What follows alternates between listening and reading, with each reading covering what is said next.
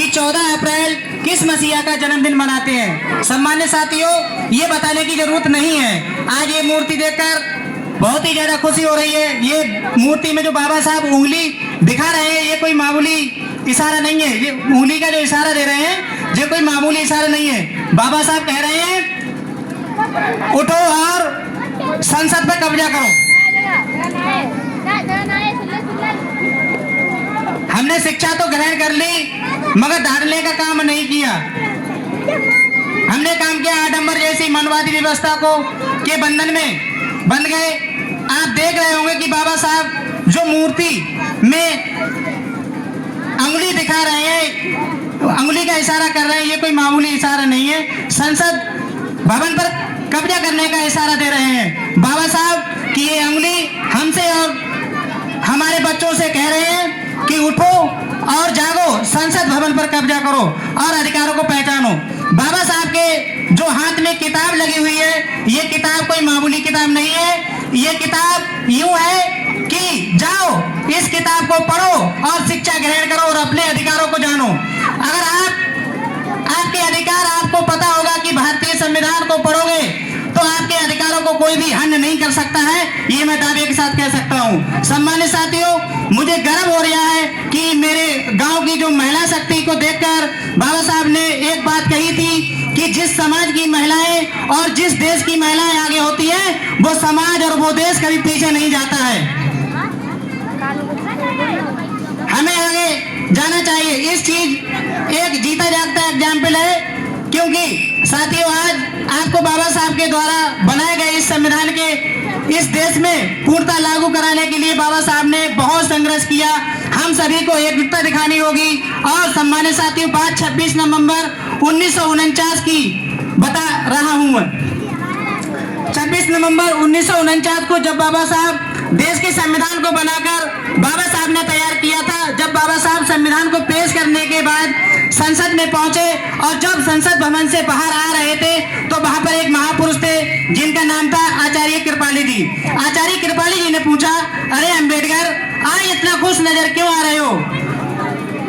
आज इतना खुश नजर क्यों आ रहे हो? तो अंबेडकर बाबा साहब ने कहा, यार आचार्य जी, जब आप पूछ ही रहे हो तो हम बता रहा हूं कि आज मैंने ऐसा काम करके आया हूं जो पहले किसी ने नहीं किया था।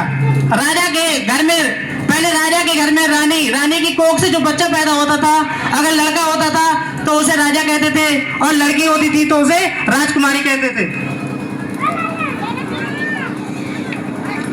जो बाबा साहब ने आचार्य जी से कहा कि आचार्य जी, खुश इसलिए नजर आ रहा हूं कि मैं आज ऐसा काम किया है कि कल तक इस देश के अंदर एक राजा रानी की कोख से जन्म लेता था, आज मैंने उस रानी की कोख का ऐसा ऑपरेशन किया है कि अब राजा रानी की कोख से नहीं बल्कि ईवीएम मशीन और बैलेट पेपर से पैदा होगा। आज इस देश के प्रधानमंत्री जी हो चाहे माननीय मुख्यमंत्री जो हो, सभी ईवीएम और बैलेट पेपर की बदौलत सत्ता में आते हैं। देखते हैं कि बाबा साहब के अंदर कितनी ताकत थी। बाबा साहब ने अधिकार दिए हमें। बाबा साहब और रमाबाई ने अपनी 4 संतानें कुर्बान की हैं हमारे ऊपर।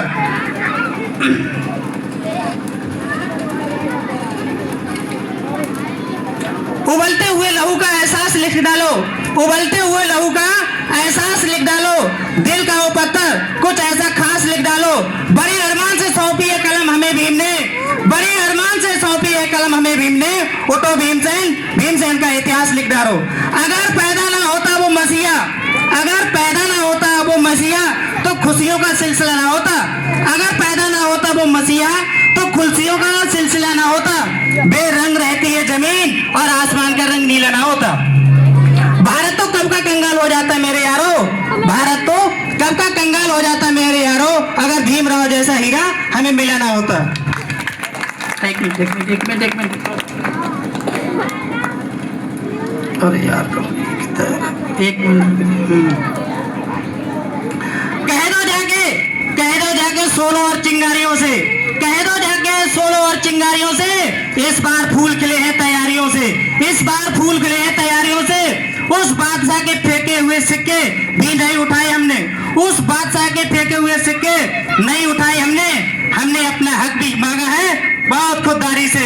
आज का ये अवसर बड़ा निराला है, आज का ये अवसर बड़ा निराला है। आज यहाँ पर नूर बरसने वाला है। एक बार जोरदार तालियां बजा दीजिए क्योंकि यह प्रोग्राम शुरू होने वाला है।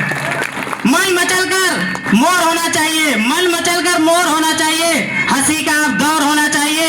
मैं आपको सुनाऊंगा तो बहुत कुछ, लेकिन एक बार तालियां हो जाना चाहिए। जय भीम, जय भारत।